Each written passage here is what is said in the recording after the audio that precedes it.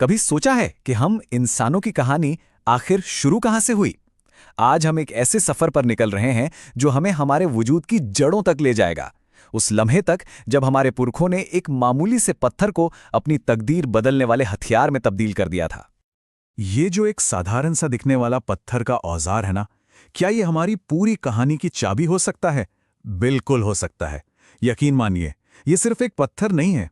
ये इंसानी सोच, उसके संघर्ष और हमारी पहली महान टेक्नोलॉजिकल छलांग का प्रतीक है।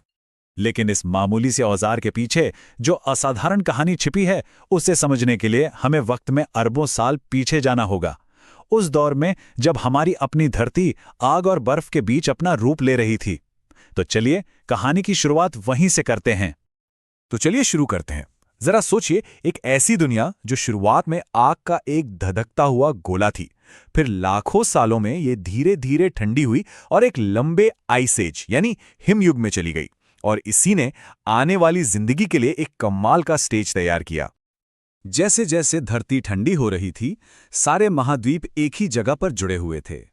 इस विशाल भूभाग को हम पैंजिया कहते हैं, और इसे चारों तरफ से घेरे हुए था एक विशाल महासागर, पैंथालसा। और जानते हैं, जिंदगी की पहली चिंगारी इसी महासागर में भड़की थी। यहीं पानी की गहराइयों में जिंदगी के सबसे पहले और सबसे सरल रूप में जन्म लिया। हाँ, ये एक बहुत ही छोटी शुरुआत थी, लेकिन यही वो चिंगारी थी जिससे आगे चलकर वो सभी जीव बने जो आखिरकार जमीन पर आए। तो धरती तैयार है, जिंदगी पनप चुकी है। अब कहानी मुड़ती है बायोलॉजिकल एवोल्यूशन की तरफ। चार्ल्स डार्विन ने अपनी मशहूर किताब द ओरिजिन ऑफ स्पीशीज में इसी सफर को समझने में हमारी मदद की। ये प्राइमेट से लेकर हम तक यानी मॉडर्न इंसानों तक की एक अविश्वसनीय यात्रा है। हमारे एवोल्यूशन की इस कहानी में सबसे पहला जो बड़ा ग्रुप आता है वो है प्राइमेट्स का। ये हमारे शुरुआती पूर्वज थे, जिनसे बंदरों और वानरों समेत कई प्रजातियां निकलीं। इसके बाद अगला कदम थे होमिनोइड्स। इनकी खास बात ये थी कि ये 4 पैरों पर चलते थे, इनका दिमाग अभी भी छोटा था और इनकी पूंछ नहीं थी। यही वो चीज थी जो इन्हें पिछले प्राइमेट से अलग बनाती थी।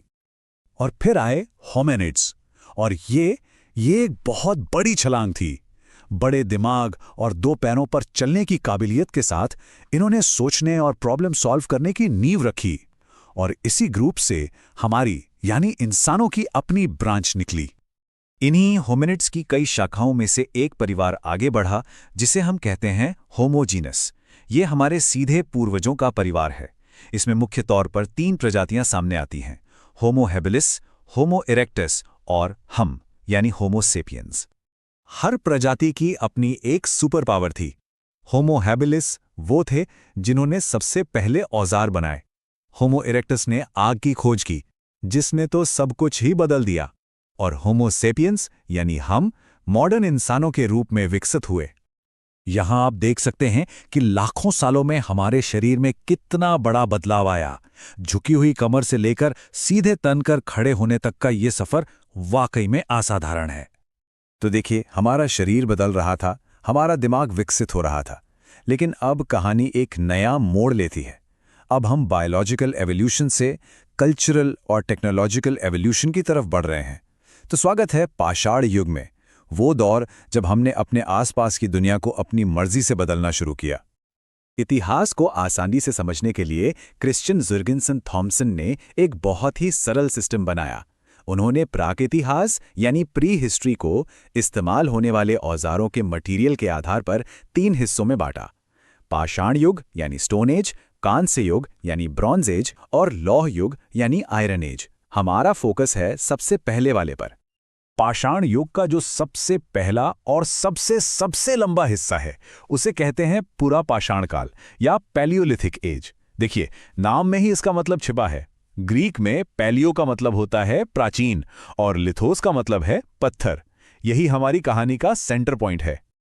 और ये जो निम्न पुरा पाषाण काल था ना, ये इतना लंबा था कि इंसानी इतिहास का लगभग 99% हिस्सा इसी में बीत गया। सोचिए, और इस लंबे दौर का जो सबसे बड़ा, सबसे क्रांतिकारी आविष्कार था, वो था आग पर काबू पाना, और इसका क्रेडिट जाता है होमो इरेक्टस को। तो अब आते हैं पहले औजारों पर। देखिए, सिर्फ औजार बनाना ही बड़ी बात नहीं थी। असली कमाल तो ये था कि औजार कैसे बनाए जा रहे थे। औजार बनाने के इन्हीं अलग अलग तरीकों ने दुनिया के पहले कल्चर यानी पहली संस्कृतियों को जन्म दिया। निम्न पुरापाषाण काल में हमें दो बड़े बड़े टूल कल्चर देखने को मिलते हैं।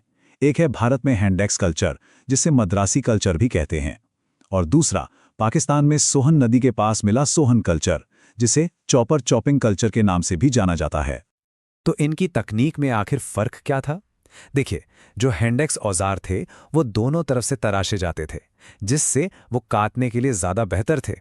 वहीं दूसरी तरफ सोहन कल्चर के औजार जैसे चॉपर और चॉपिंग सिर्फ एक तरफ से धारदार बनाए जाते थे। इनका इस्तेमाल शायद ज़मीन खोदने या जानवरों की खाल उतारने जैसे कामों के लिए होता था। अच्छा, एक छोटा सा रिकैप हो जाए। चलिए देखते हैं कितना याद रहा। सबसे पहला सवाल, आग की खोज सबसे पहले किसने की थी? बिल्कुल सही, होमो इरेक्टस ने।